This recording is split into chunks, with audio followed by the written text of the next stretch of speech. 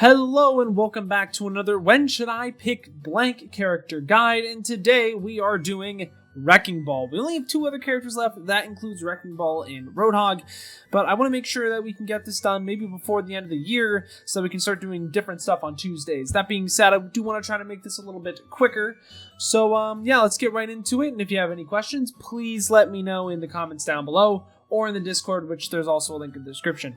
But yeah, let's start off with Ana here. I think Ana is a solid B tier with the ball, maybe an A tier as we move on here, but I think B tier is probably where she's going to stay. The thing with Ana is that she does much better with a team comp that plays a little bit slower or that needs the healing, so we talked about Winston and Ana, which I'm pretty sure I put in S tier.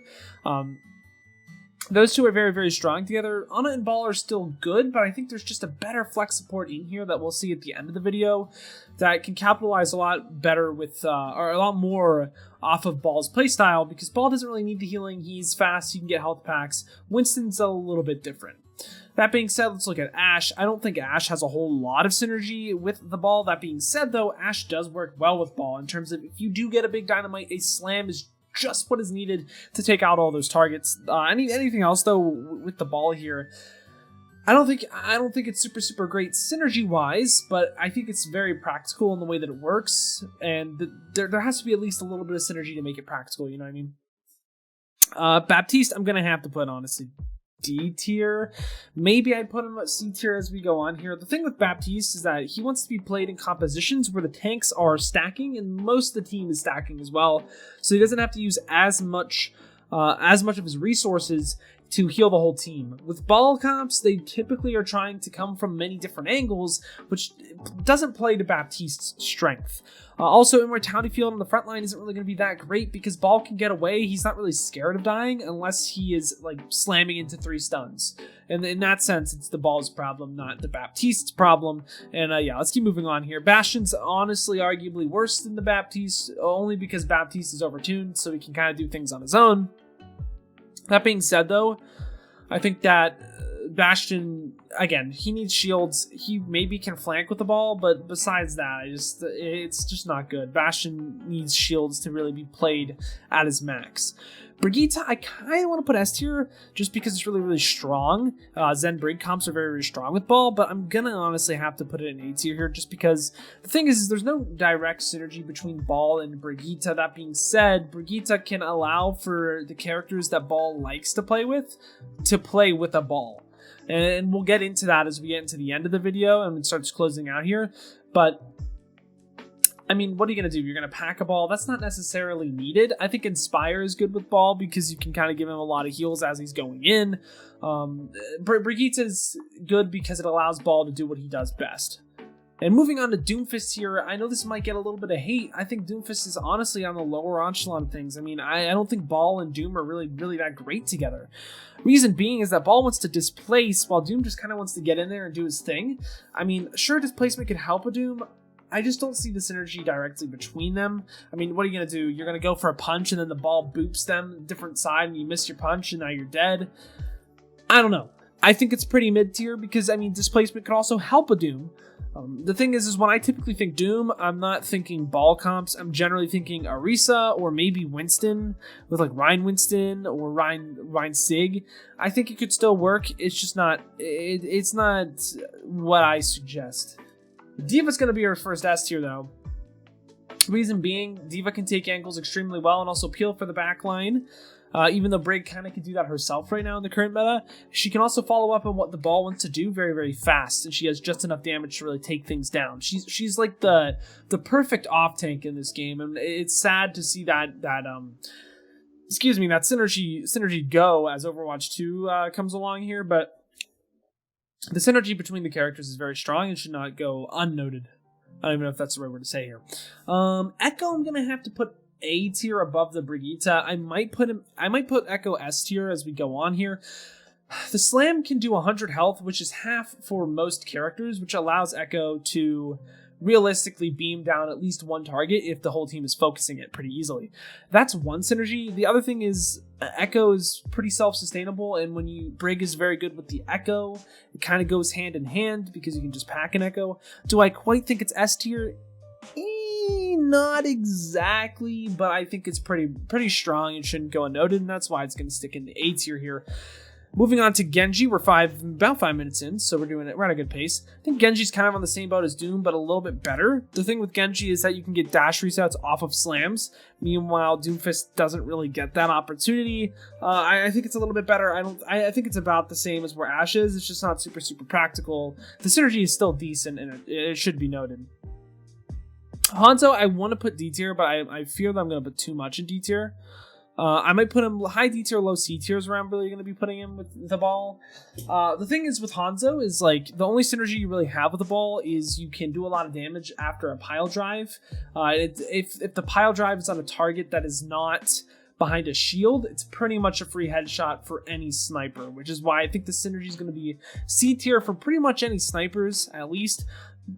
Besides that, I don't think we're going to see a lot of characters C tier. You're either decent with ball or you're not.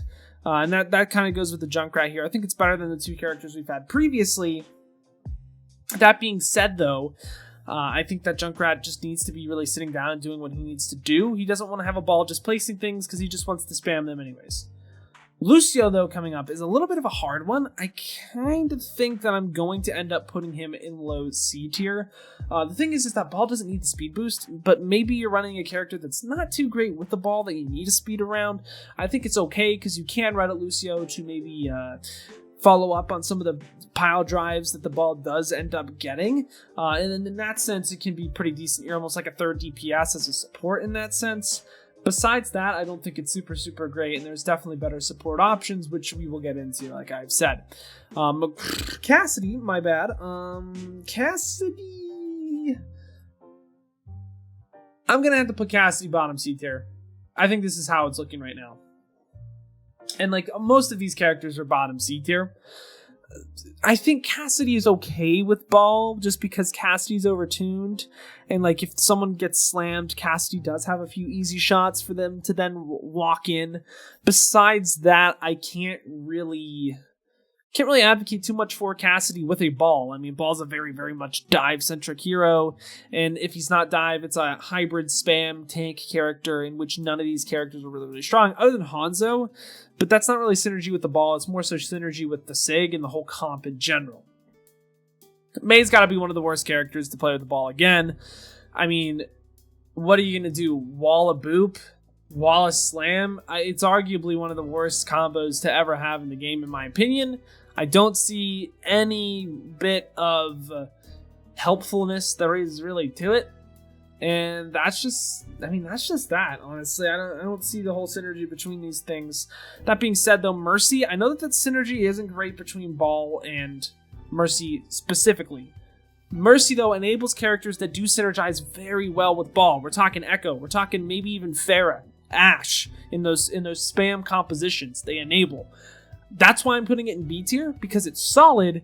It's very situational, though. C tier, even more situational. It's like almost niche at this point. And D tier is like, oh my god, I'm almost never picking it. And that is where Moira's gonna stand right next to Bap, maybe on the upper echelon of things. I mean, here's the thing. Ball doesn't need all the healing. He doesn't. The less healing you have as a support, the better it is for Ball. In all honesty, that's pretty much what we're looking at here. Or at least single target-wise, because Ball doesn't need it. Moira, her whole identity is heals. The thing is that I like about Moira over Bap here is that Moira does have better survivability, so that the Ball doesn't really have to worry about that, like having a Brig or maybe a Diva. Like, Moira can just kind of do it on her own, whatever, she's chilling. Coalescence can clean up things and maybe even her damage orb. But even then, still a D tier. Just not looking too great. And let's move on here. I think Orisa's going to be middle of the pack B tier tank. I mean, Ball Orisa's decent for pull boops off of specific maps. Besides that, I think there are better tanks that we will move on to here in the future. Maybe I put actually Orisa top C tier as we move on here, but I really have to see some of the other tanks and like see what happens here. Pharah's a little bit of a weird one. Only because the thing with Pharah is if you run a Pharah, you're pretty much going to have to run an Ana, in which Ball isn't as great with. But the thing is, it can still work if your Ball is good. That's why a lot of these characters are in B tier. There's not necessarily a huge synergy between the characters, but it can enable it. So it's not the end of the world if you see it. Reaper, another one of these characters that I think is kind of on the edge. I'm going to put Reaper top of D tier only because maybe you can boop targets into the Reaper and get some damage off of it. I personally don't see the point of that. Why don't you just run a Monkey or run a Reinhardt? That's why it's going to go D here or there. The synergy just isn't super strong. And this is also good. You see a trend here. If it's kind of brawly, it's not going to be super great. I mean, we got Reinhardt here, who's, again, probably one of the lesser options. I don't think I've ever seen a Rein ball work. Ever. And, you know, I don't even see it picked. I mean, you have to have a Rein one trick and a ball one trick for someone to think that's good. Maybe it could still work, but if I see a ball, I'm either running Winston, Zarya, or Diva, or some other ones too that can work. I mean, there's a lot of characters that... We'll move on here. Let's move on. Excuse me. I think Hog is heavily slept on when it comes to ball. Reason being, Hog wants to take angles and just try to frag out. Ball can allow him to do that. Now, is it practical? Not really.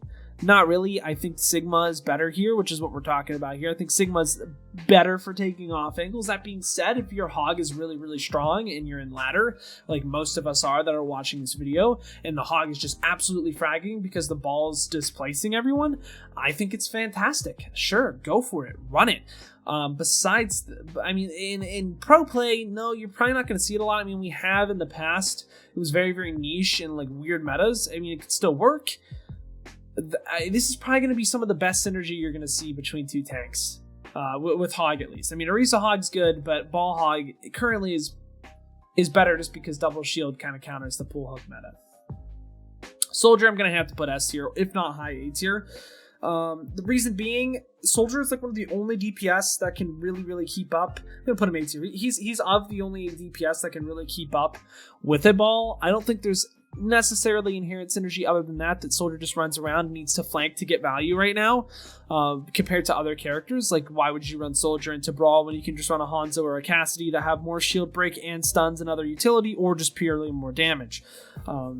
Soldier kind of fits the gap of being the weird character that he is, that he can mesh into a comp with a Ball if you so choose to. But now we're getting into some spicy picks here. Sombra, gotta be in S tier with the Ball.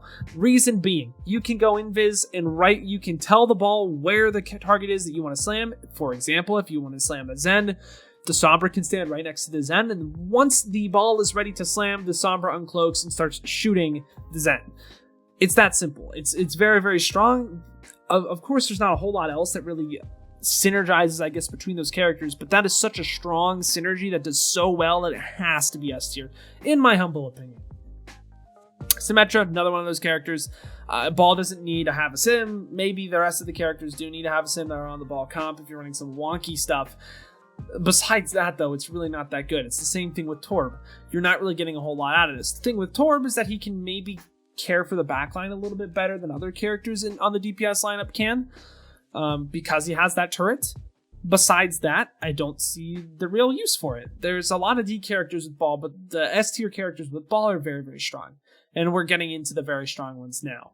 Tracer, gotta be the best synergy in the game. Hands down, Ball Tracer is so strong right now. Tracer can keep up with Ball and can get out too. There's no drawback to diving Ball with a Ball Tracer. They shouldn't realistically be able to kill you unless you're running into like a pure stun comp. We're talking like Brigitte, Cassidy, Hog, stuff that's going to kill you. Then you just need to roll through and just displace. But Ball Tracer, I mean, that's like the core comp that's really good right now. And the synergies, it's not going to go away. The characters are inherently made for each other, and that's a common theme between S tier right now.